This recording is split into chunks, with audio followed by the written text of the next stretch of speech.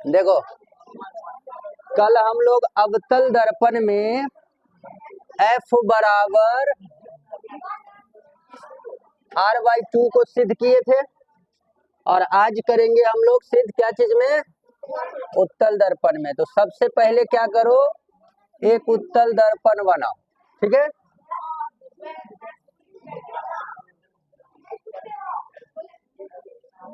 ठीक है, तो देखो उत्तल दर्पण में क्या करते हैं, ऐसे अंदर से कलई कर देते हैं, ठीक है। ये M डैश और ये क्या है, मुख्य अक्ष, यहाँ पे P है और यहाँ पे F है और यहाँ C है, ठीक है। मुख्य अक्ष के समांतर एक किरण लेते हैं, यानी कि ये है आपतित किरण। कौन सा किरण, आपतित किरण, ठीक है। इसका नाम दे देते हैं A से B। तो आपतित किरण में क्या होगा, यहाँ पे परावर्तन होगा, यानी कि दर्पण से टकरा करके इधर निकलेगा, ठीक है। लेकिन ये जो किरण है ये पीछे से यहाँ कहीं एक बिंदु F से आता हुआ प्रतीत होगा, ठीक है। अब देखो ये हो गया आपतित किरण और परावर्तन के बाद जो किरण बन गया वो कौन सा किरण हो गया, परावर्तित, परावर्तित किरण हो गया ये। अब बताओ कि यहाँ पे ये आपतित किरण, ये परावर्तित किरण, और बीच में क्या होता है आपतन बिंदु के पास, आपतन बिंदु पे क्या होगा, अभिलंब। यहाँ से एक हम क्या कर दिए, अभिलंब दे दिए। तो ये जो अभिलंब है ये सीधा कहाँ जाएगा, C के पास, यानी कि ऐसा लगेगा कि ये जो अभिलंब है इसका नाम दे दिए N।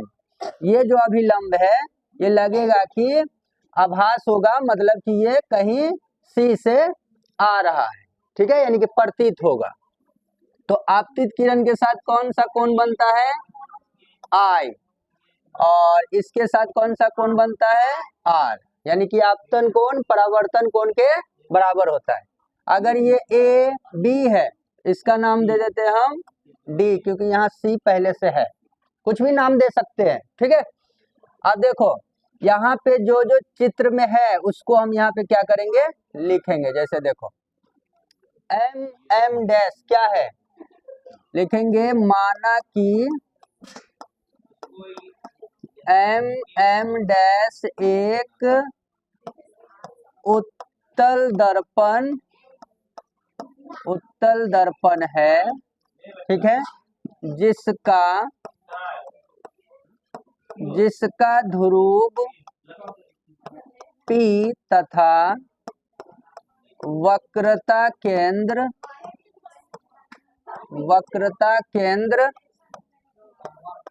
C है।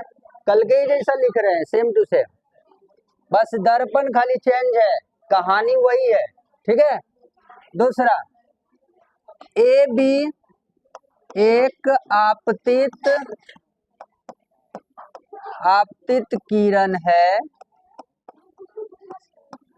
जो फोकस से, देखो ना, परावर्तन, जो परावर्तन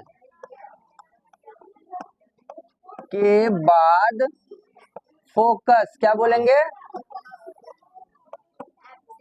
फोकस से आती हुई, क्या बोलेंगे, फोकस से आती हुई प्रतीत होती है। क्या लिखा है, प्रतीत होती है। देखो ये जो AB है, ये वाला, ये AB यहाँ है ना, B, AB जो है जब परावर्तन इसका हुआ, यहाँ से परावर्तन के बाद नहीं लग रहा है कि ये F से आता हुआ, यानी फोकस से आता हुआ मालूम हो रहा है, ठीक है। तो इसलिए हम लिख दिए यहाँ से कि परावर्तन के बाद फोकस यानी कि F से आती हुई प्रतीत होती है। अब यहाँ पे देखो, अब हमारा क्या है, अब क्या है यहाँ पे, देखो बच्चा, अब यहाँ पे हम लोग लिखेंगे, अब यहाँ पे लिखेंगे हम लोग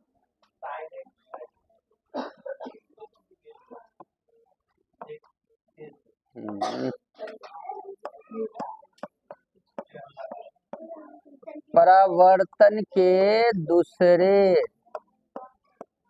नियम से क्या जानते हैं? परावर्तन का दूसरा नियम क्या होता है? आपतन कोण बराबर परावर्तन कोण बराबर होता है ना, यानी कोण आई बराबर कोण आर। ये तो दूसरा नियम कहता है ना बच्चा, लेकिन चित्र में कहाँ पे आई है? तो बोलेंगे ए से शुरू हुआ है, अब बी पे आ करके, और यहाँ देखो ये वाला ये जो है ये एन, ये जो अभिलंब है ना, तो यहाँ ना बन रहा है आई, नहीं बन रहा है, तो इस कोण आई को हम बोलेंगे ए बी एन। क्या बोलेंगे? A B N. और दूसरा आर कहाँ पे है? तो बोलेंगे यहाँ डी से, देखिए यहाँ डी से बी और बी से फिर कहाँ है? एन, यानी कि ये वाला है ना।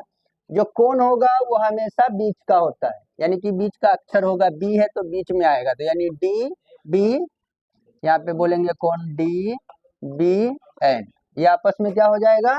बराबर हो जाएगा। लेकिन यहाँ पे एक चीज और दिखेगा, यहाँ पे लिखना होगा लेकिन ये जो डी बी एन है, देखो उसमें जो था एकांतर कोण था, इसमें नहीं है एकांतर कोण, इसमें शीर्ष अभिमुख कोण है, यानी कि एक दूसरे का मुख है आमने सामने। देखो ये जो आर है, यहाँ देख रहे ये वाला जो है, ये वाला और ये वाला, ये देखो ये यहाँ पे जो है, ये देखो गौर से देखो, ये वाला है ना, यानी कि ये इसके सामने जाएगा और ये वाला जो है इसके सामने आएगा ना, तो ये जो आर है वही क्या होगा? यही आर कहाँ पे हो जाएगा?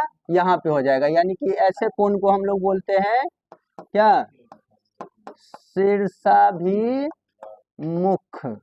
यानी शीर्ष अभिमुख कोण बोल सकते हैं, ठीक है, शीर्ष अभिमुख कोण, ठीक है। ये आपस में क्या होगा? बराबर होगा। तो यहाँ पे जो ये डी बी एन है, यहाँ पे लिखेंगे लेकिन जो ये कोण डी बी एन है वो बराबर हो जाएगा एफ बी सी के, है ना। क्या लिख देंगे? एफ बी सी, ये आपस में क्या हो जाएगा? बराबर हो जाएगा, ठीक है। ये समझ में आया? इसको मान लेते हैं हम लोग समीकरण 1 और इसको मान लेते हैं 2, और दोनों की क्या करेंगे? तुलना कर देंगे। तो यहाँ पे हम लिखते हैं तुलना करने पर, देखो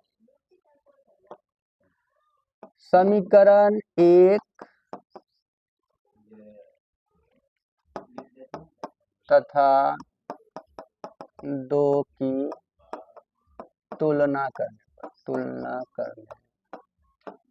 पर, तुलना जैसे ही करेंगे तो देखो कौन है आपस में बराबर, देख लो जरा, यहाँ है डी बी एन, यहाँ भी है डी बी एन, तो ये आपस में क्या हो जाएगा? कैंसिल हो जाएगा। क्या बचेगा? ए बी एन, इधर एफ बी सी, तो यहाँ लिखेंगे ए बी एन बराबर हो जाएगा एफ बी सी, यानी कि कौन? एफ बी सी आपस में क्या हो जाएगा? बराबर हो जाएगा। लेकिन इस चित्र में देखो कि कहीं पे तुमको त्रिभुज दिख रहा है, समद्विबाहु त्रिभुज दिखेगा क्या? इधर कहीं पे त्रिभुज है? बोलोगे नहीं है, लेकिन यहाँ देखो, यहाँ से बी, ये यहाँ से ऐसे देखो एक त्रिभुज दिख रहा है ना, ऐसे ये पूरा दिख रहा है ना ऐसे, तो हम बोल सकते हैं ना कि ये जो एफ बी सी है, एफ बी सी एक क्या है? समद्विबाहु त्रिभुज है जिसकी दो भुजा बराबर है, ये और ये दोनों आपस में क्या है? बराबर है। तो यहाँ पे लिखेंगे क्योंकि एफ कोण, ये जो है ना, यहाँ पे लिख देंगे क्योंकि ये जो एफ बी सी है, एफ बी सी एक समद्विबाहु त्रिभुज है, समद्विबाहु त्रिभुज है। तो समद्विबाहु त्रिभुज क्या होता है? जिसकी दो भुजा बराबर हो। कौन सी भुजा है इसमें? देखो बी, यहाँ पे देखो, यहाँ पे क्या है? बी, बी एफ आपस में क्या हो जाएगा? बी एफ बराबर हो जाएगा एफ सी या सी एफ, क्या बोल सकते हैं? एफ सी बोलो या सी एफ बोलो, बात एक ही है। ये आपस में क्या हो जाएगा? बराबर हो जाएगा, ठीक है। अरे सेम कल के ही जैसा ये है, खाली एक बार मिला के देख लेना तुम लोग, थोड़ा सा चित्र में खाली चेंजिंग है, बाकी वही है, अब कल का ही है। अब इसको मान लो समीकरण 3। अब यहाँ पे लिख देंगे यदि अब यहाँ चित्र में देखो, अगर इस B को हम थोड़ा P के करीब मान ले, नजदीक में मान ले, तो कौन सा ऐसा दो भुजा होगा जो आपस में बराबर हो जाएगा? तो बोलेंगे ये तो छोटा हो जाएगा, इसका मतलब है कि ये वाला एक त्रिभुज हो जाएगा। होगा कि नहीं होगा? तो आपस में ये जो PF है वो फिर से BF के बराबर हो जाएगा। होगा या नहीं होगा? तो यहाँ पे फिर लिख देंगे कि यदि B, क्या लिख देंगे? यदि P के काफी निकट हो तो क्या हो जाएगा? ये जो BF है वो PF के बराबर हो जाएगा। BF बराबर PF हो जाएगा। होगा या नहीं होगा? इसको बोलेंगे, अरे बोलो ना कि नहीं समझ में आ रहा है तो पूछो, दोबारा पूछ सकते हो, ठीक है। ये आपस में बराबर हो गया, तो अभी दोनों का क्या करेंगे? तुलना करने। फिर लिख देंगे समीकरण 3 तथा 4 की तुलना करने पर, जैसे तुलना करेंगे तो देखो आपस में कौन बराबर है? ये और ये, तो ये दोनों कैंसिल हो जाएगा, कौन बचेगा? CF बराबर PF, ठीक है। लेकिन इस चित्र में कहाँ पे F होता है? तो बोलेंगे P और F के बीच की दूरी को हम लोग बोलते हैं फोकस दूरी, और यही P से लेके C तक की दूरी को हम लोग क्या बोलते हैं? वक्रता त्रिज्या। तो यही F और R ही तो हमको लाना है ना सिद्ध करने के लिए। तो यहाँ पे देखो जो मान है इसमें रख देंगे। देखो PF का मान देख लो जरा, PF का मान क्या है? तो बोलेंगे F है, तो PF के जगह रख देंगे F। और CF का मान क्या दिख रहा है? CF का मान इधर कहीं पे दिख रहा है? नहीं दिख रहा है, तो CF को हम क्या कहेंगे? ये जो यहाँ से लेके यहाँ तक है ना PC, उसका आधा है। क्या है? आधा है। तो इस CF को बोल देंगे PC/2। समझ में आया? अब PC का मान तो दिया है पूरा का पूरा, कितना दिया है PC का मान? R, तो PC के जगह पे रख देंगे R/2, यानी कि ये हो गया सिद्ध। F बराबर R/2 हो गया ना यहाँ पे सिद्ध। देखो हुआ ना। इसको आप सीधा करके लिख दो, यहाँ पे इसको लिख दो, या F बराबर R/2। लेकिन एक और होता है, अगर यहाँ पे हम 1 मान ले इसको, तो R बराबर क्या हो जाएगा? 2F हो जाएगा ना, दोनों सिद्ध। यहाँ पे लिख देंगे सिद्ध, हो गया प्रूफ, ठीक है। अब इसको तुम लोग उतार लो, चित्र को ढंग से उतारना, ठीक है। चलो देखो, दिख रहा है?